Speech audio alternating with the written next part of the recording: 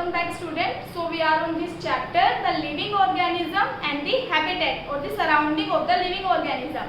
Okay, in the part 1 we discuss few topics. In the part 2 we will discuss about the habitats of the living organism, types of the habitat. Okay, so the very first habitat is desert. To survive in desert area, the living organism adapt themselves or change their body according to the desert area. Okay, for example, a camel have long legs to withstand the extreme heat environment. In the same way, the plants of the desert area convert their leaves into spines and they have waxy coating over their stem to minimize the loss of the water. Okay, in the same way, few animals that do not have the long legs, they dig the burrow inside the soil, okay, to keep themselves cool. Next one is mountain region. Okay, because the climatic condition of mountain region is relatively cold, so that's how in same way the animal or the plant adapt themselves to this situation by changing their body form. Example, trees of that mountain regions are in cone shape, plus their leaves are needle-like shape, so that they will shed off extra snow. Okay. Next is animal of the that mountain region have thick fur, thick coat of the fur that provide them the protection from the cold environment. Okay. Then the presence of the hooves in the mountain region goat that will allow them to run on a rocky area, rocky hills. Okay, and few more adaptations. We will discuss about adaptation in detail in our next topic. Now grassland. So grassland is that habitat which is having mostly shrubs and the grass, and the animal and the plant of the grassland area adapt themselves accordingly. For example, the loin and the deer, which are the most prominent animals of the grassland area, they change their color to brownish and yellowish type so that they can hide themselves inside the grass. Loins, or we can say the predator, change their body color to hide them and to capture the prey. In the same way, prey, that is deer, that change its body color to hide themselves from the predator. It is a mutual adaptation, we can say that. Okay, predator and prey adapt themselves in that area. One is to capture the prey and the prey to hide themselves to avoid the predators.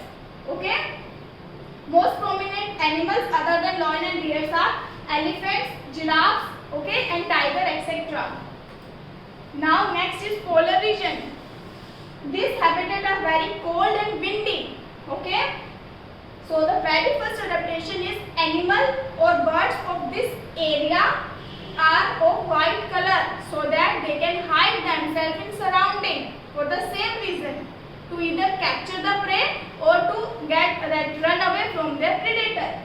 Plus they have very thick fur coating to survive in extreme cold region.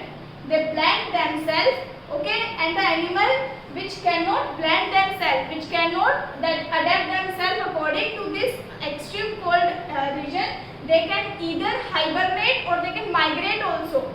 Hibernation is a long winter sleep. They undergo long winter sleep, and the term for that in science is hibernation. They either they undergo hibernation or they migrate from such area. Okay.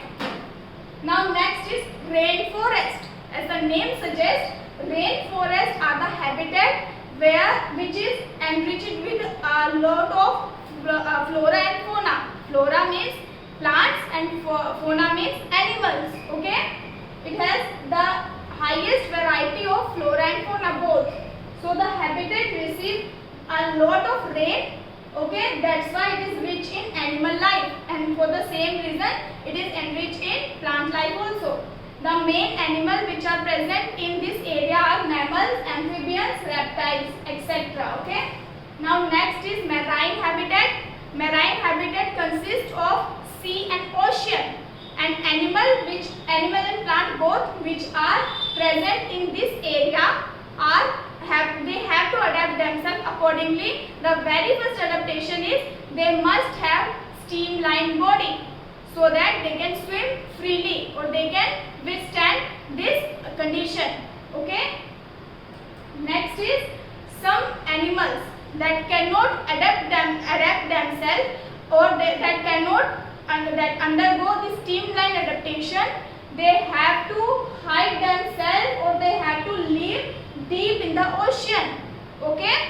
Or even if they don't have the streamlined body, their movement should be streamlined.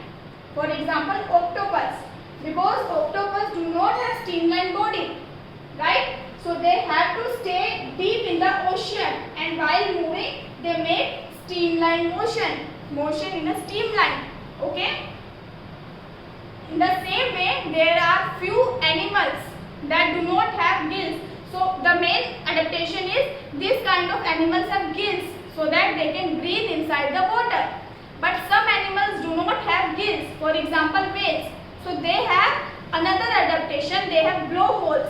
So they get the oxygen from the surface of the air through the blowholes. Okay, this was the adaptation of whales. Now next is freshwater habitat. Rivers, ponds, etc.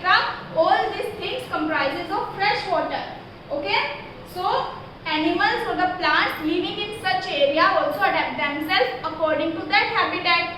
Okay, for example, some plants that reduce the roots because they do not need the roots in freshwater area.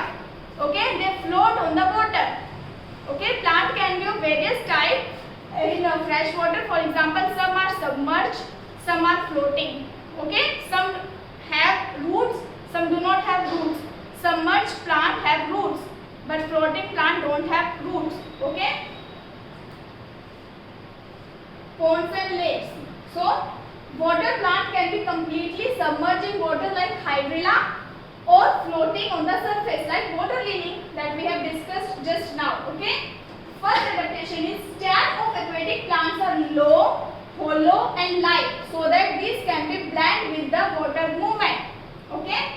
Now next is the stem grow up to surface of water while the leaves and the flowers float on the surface. This was the very first adaptation. Their stem is hollow and long.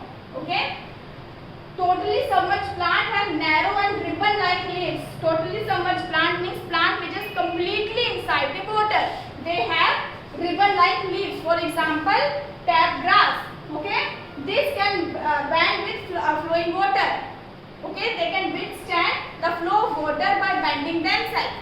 Next one is stem have air spaces. Okay, why air spaces is needed? Air spaces are needed by the plant which have to float on the water. Okay, submerged plant don't require such that air spaces that much, though air spaces are present in all the aquatic plants. But it is more prominent in the plant which have to float in the water. In the same way, frog, the animal.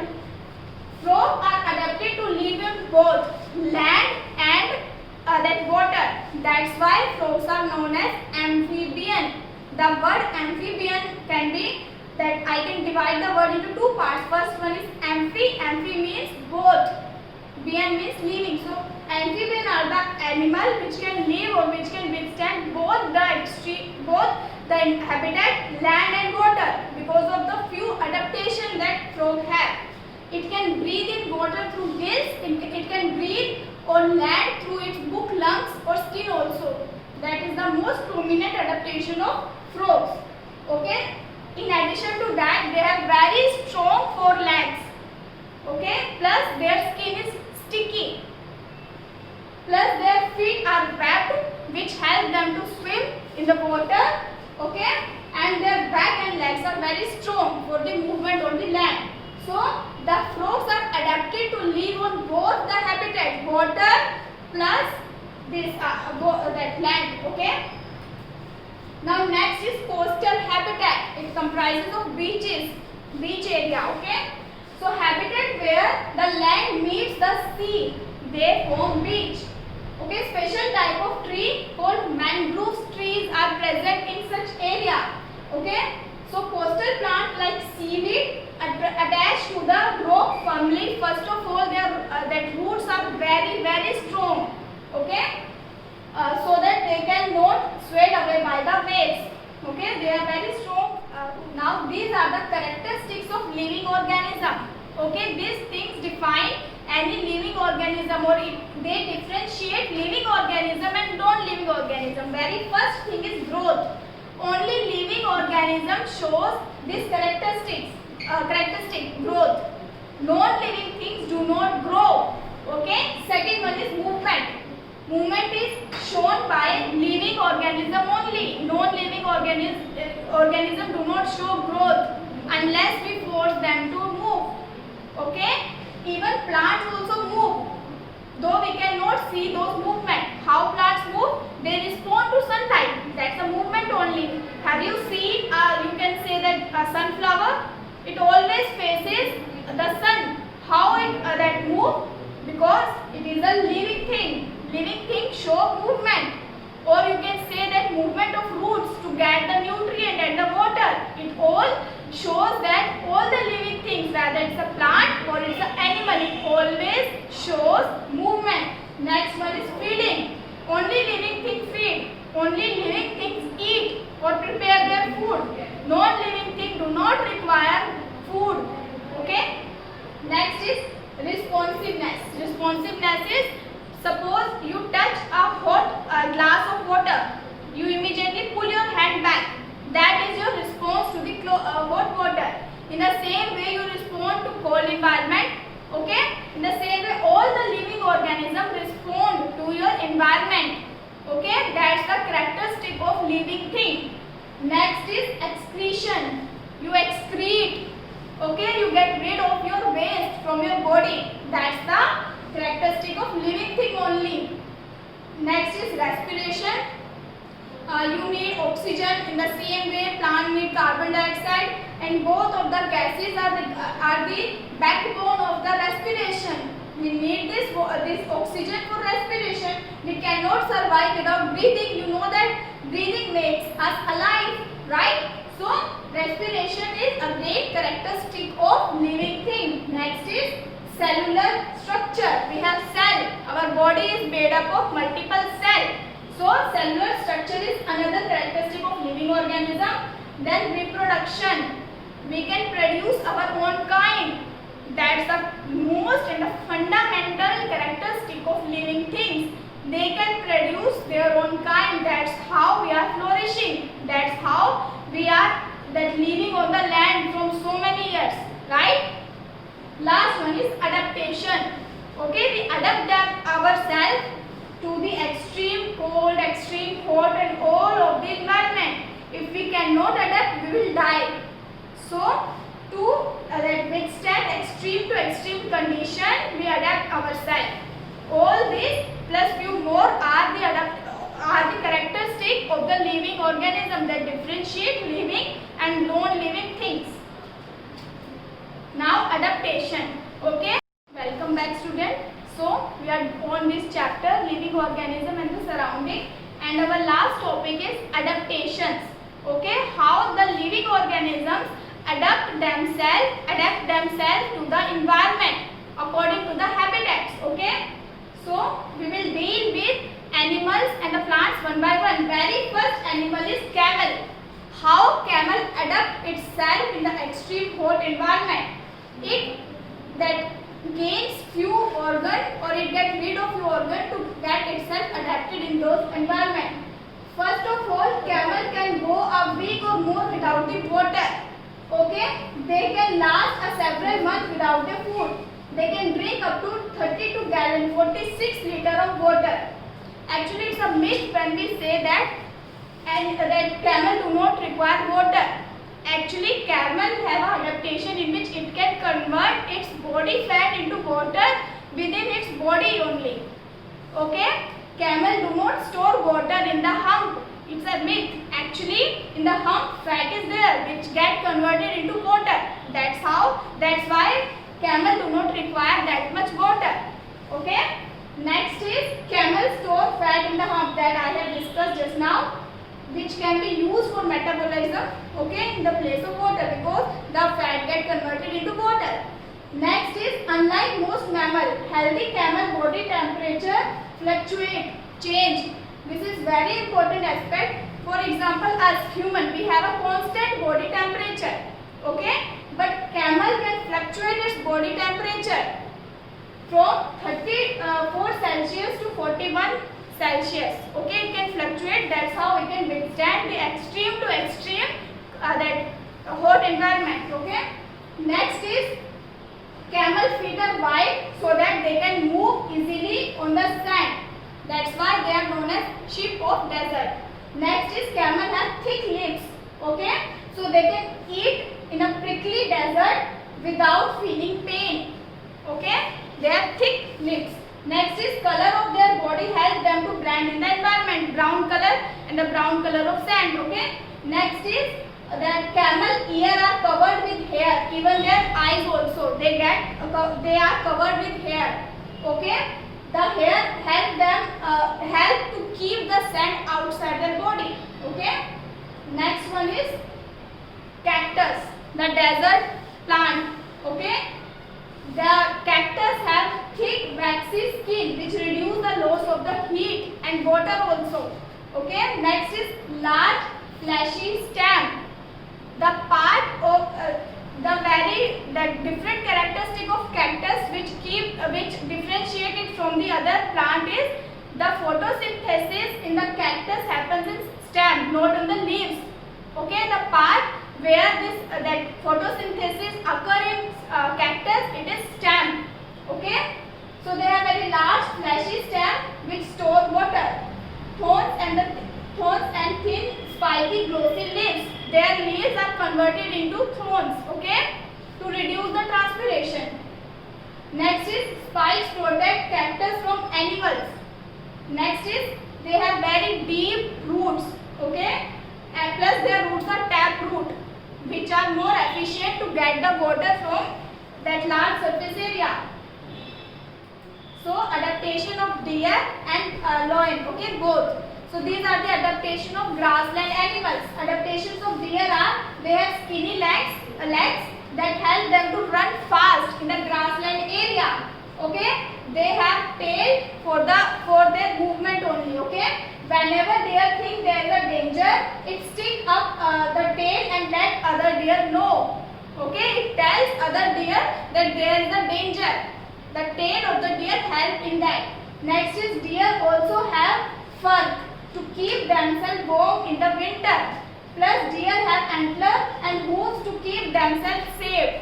Okay, to fight against their predator. Plus the skin of the deer is of brown color that helps them to hide in the environment. In the same way lion. Okay, lion too can camouflage. The term which is used for this hiding inside the environment, blending with the environment, the term used for that is camouflage. Camouflage is blending with the environment. Okay, so the yellow color of the lion helps them to camouflage in the grass. Next is they too have a very strong sense of smell. They can smell their prey from very large distance. Next is they too have very strong legs which is used for running to capture their prey. They have sharp eyesight for the same reason. Okay, they have strong leg muscle to that run fast and catch their prey. So they both have adaptation. One is to get rid of the predator and that lion have adaptation to capture its prey. They evolve that simultaneously. Okay. Next is fish. Fish is an animal of aquatic habitat. So they have streamlined shape to move in the water. Second is fish have gills. Okay, so that they can breathe inside the water. Next is they have slippery scale. Same again for the movement. Okay, next is flat fins and tail help them to change the direction because they are moving in a streamlined manner. When they have to change their direction, they use their tail and fin. Okay. Next is adaptation of frog. Frog is a link between your water and your land habitat because it's an amphibian. Amphibian means which can live inside water also and land also. Okay. So first of all, frog have thick skin to protect them from injuries and diseases.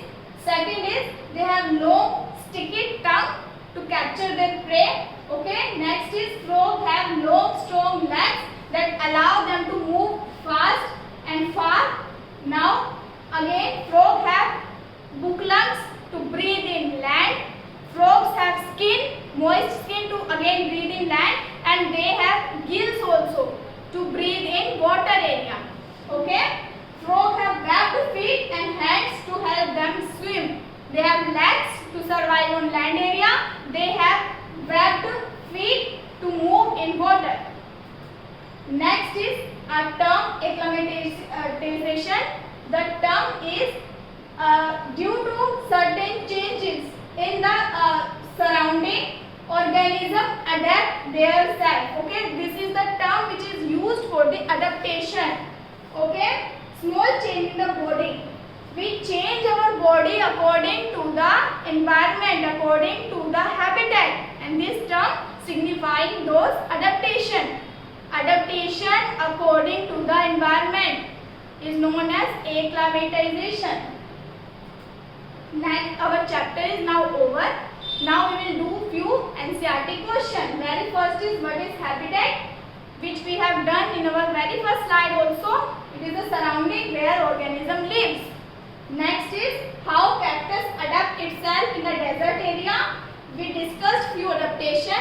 Okay, it has spines instead of that leaves. It has stem, waxy coating stem, etc. Now phylum. The very first phylum is presence of specific feature which enable plant or animal to live in a particular habitat is adaptation. Okay, habitat of plant and animal that live on land is terrestrial. Terrestrial means land. The habitat of plant and animal live in a water is aquatic. Now soil, water and air. Dash factor of habitat. A biotic factor, non-living factor. Changes in our surrounding that make us to respond is stimuli. Okay. Next is which of the following list are non-living or living? You can do this by your own. This is very easy question, though I have given the answer, but I want you to attempt it by yourself. Next is give example of non-living thing which show characteristic of living thing. Okay. Firstly, example of non-living thing is cloud. Cloud grow.